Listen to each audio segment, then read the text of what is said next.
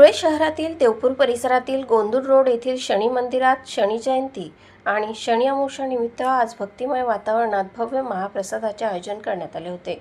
दरवर्षीप्रमाणे यंदाही मोठ्या उत्साहात हा धार्मिक सोहळा पार पडला। पहाटेपासूनच शनिदेवाच्या दर्शनासाठी भाविकांनी मंदिरात गर्दी केली होती। मंदिर परिसरात दिवसभर भक्तांची रेलचेल पाहायला मिळाली। हजारो भाविकांनी शनिदेवाचे दर्शन घेत महाप्रसादाचा लाभ घेतला। देवपूर परिसरातील हे शनी मंदिर श्रद्धेचे प्रमुख केंद्र मानले जात असून शनी जयंतीनिमित्त येथे विशेष धार्मिक कार्यक्रम आयोजित करण्यात आले होते। महिला, युवक, ज्येष्ठ नागरिकांसह सर्व स्तरातील नागरिकांनी उत्स्फूर्त सहभाग नोंदवला।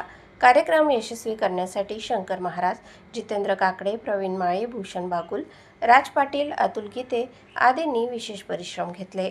संपूर्ण परिसरात भक्तिमय वातावरण निर्माण झाले असून जय शनिदेवच्या घोषणांनी परिसर दुमदुमून गेला होता। प्रतिनिधी गोकुळ देवरेसह स्वराज्य न्यूज, धुळे। असंख्य भाविक शनी भक्तांचं दर्शन घेत आहेत, शनिदेवांची पूजा अर्चा करत आहेत। आज पहाटेपासूनच शनिदेवांचे मंत्रोच्चाराने शनी जयंतीनिमित्त पूजा करण्यात आली।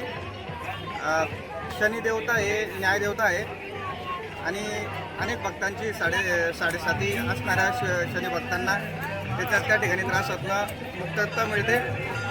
शनिदेवता हे न्याय प्रविष्ट आणि अतिशय प्रभावशाली व्यक्तींच्या ज्या राशीमध्ये शनिदेवांचं महत्त्वाचं स्थान असतं ते खूप मोठ्या पदावर गेलेले असतात।